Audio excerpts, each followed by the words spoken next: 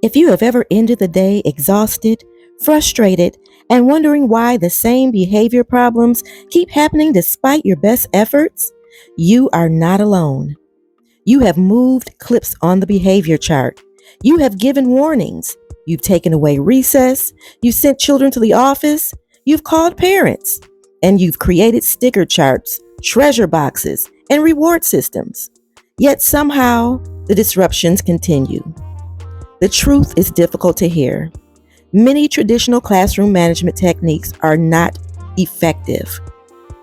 They can actually be damaging the relationship that you have with your children. This isn't about blaming teachers. Most educators or early childhood professionals are doing exactly what they were taught to do. They are implementing systems they inherited from veteran teachers, college courses, school policies, and decades of educational traditions. The problem is that children have changed. Our understanding of child development has evolved, and many of our discipline practices have not. It is time for honest conversation. The myth of control.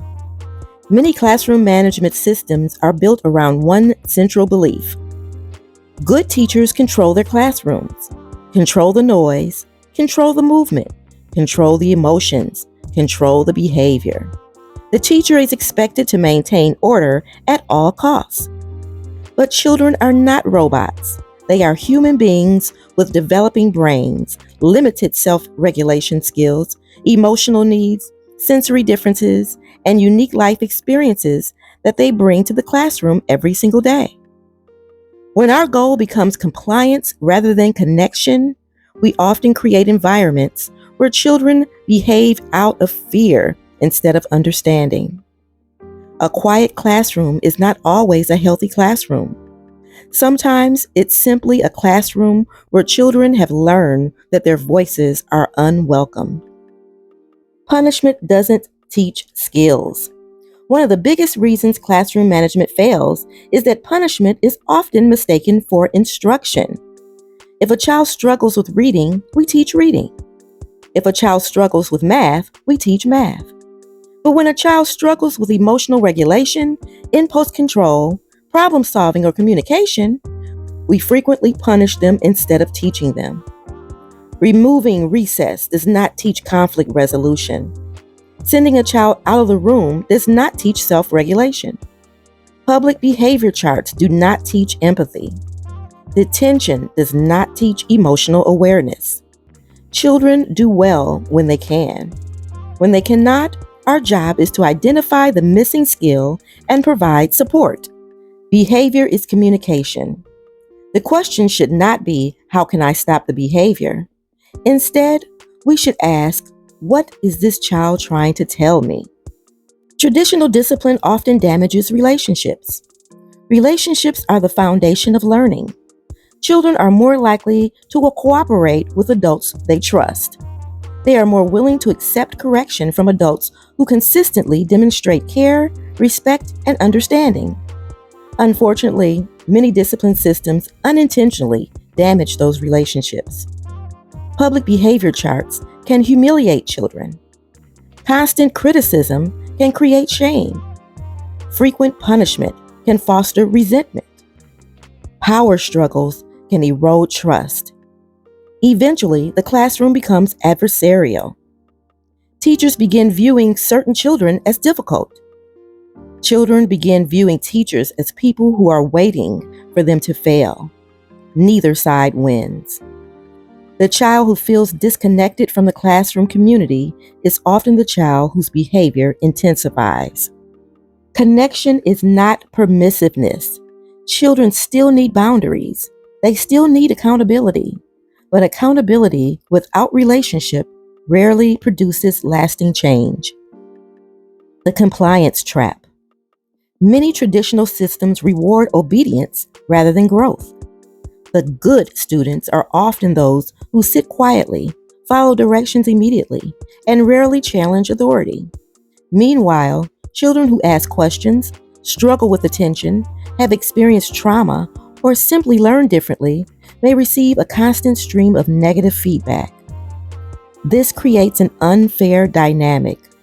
Some children quickly learn, if I cannot succeed, why try? Others become experts at masking their needs. Still others embrace the role of problem child because it becomes their identity. The goal of classroom management should not be producing compliant children. It should be helping children to develop internal skills necessary to manage themselves. External control is temporary.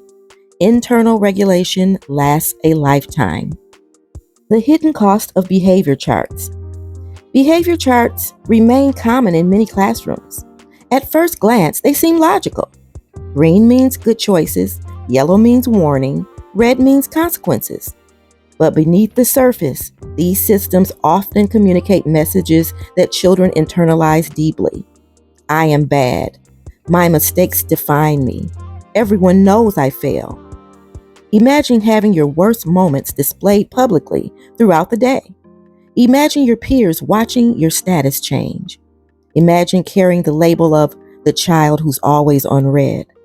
For some children, behavior charts increase anxiety. For others, they become meaningless because they have lost hope of success.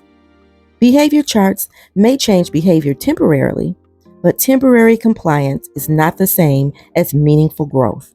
Children need co-regulation before self-regulation. One of the most overlooked truths in education is that self-regulation develops gradually. Young children are not born with the ability to manage frustration, delay gratification, or calm themselves independently. These skills emerge through supportive relationships. Adults model calm, adults coach problem solving, adults provide reassurance, adults help children navigate overwhelming emotions. This process is called co-regulation. Yet many classrooms expect children to self-regulate without ever teaching them how. We say things like, calm down, use your words, make better choices. But if children possess these skills consistently, they would already be using them. Instead of asking what's wrong with this child, we should ask, what support does this child need right now? Consequences are not the enemy. None of this means classrooms should abandon structure. Children need predictable environments. They need routines. They need clear expectations. They need boundaries. Consequences are sometimes appropriate. However, consequences should be connected to learning rather than punishment. Natural consequences allow children to experience the results of their actions. Logical consequences help restore relationships and repair harm. A child who spills supplies can help clean them up. A child who hurts a friend's feelings can participate in repairing that relationship. A child who damages property can contribute to fixing the problem. These approaches maintain dignity while promoting responsibility. The goal shifts from punishment to restoration. So what actually works? Effective classroom management begins long before challenging behaviors occur. It starts with connection. Children need to know they belong. They need to feel seen. They need adults who notice their strengths, not just their mistakes. Strong classroom prioritizes building relationships intentionally, teaching social emotional skills explicitly, creating predictable routines, modeling emotional regulation, responding with curiosity rather than judgment, using restorative practices, maintaining high expectations alongside compassion, recognizing behavior as communication. This work takes time. It's not flashy. There are no magic charts or miracle scripts, but the results are transformative. Children become partners in the learning process rather than opponents in a battle for control. A final thought. If your classroom management is failing, it does not mean you are failing as a teacher. It may simply mean that the tools you were given were never designed for the complex reality of today's classroom. The solution is not harsher consequences.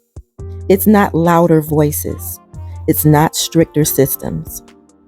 The solution is shifting our focus from control to connection. Children remember how adults made them feel. Years from now, they will not remember what color their clip landed on. They will remember the teacher who believed in them after a difficult day. The teacher who corrected them with dignity. The teacher who taught them that mistakes are growth opportunities.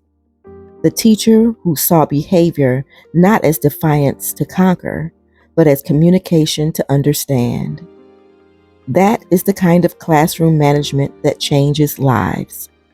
And perhaps it's time we stopped asking, how can I make children obey? And start asking, how can I help children become the people they are capable of being? Because the goal of education has never been to raise compliant students. The goal is to raise capable, compassionate, resilient human beings. And that work always begins with relationships. Want more beyond punishment-based discipline? Explore Networx professional development opportunities designed specifically for early childhood educators who want practical, relationship-centered strategies that work in today's classroom.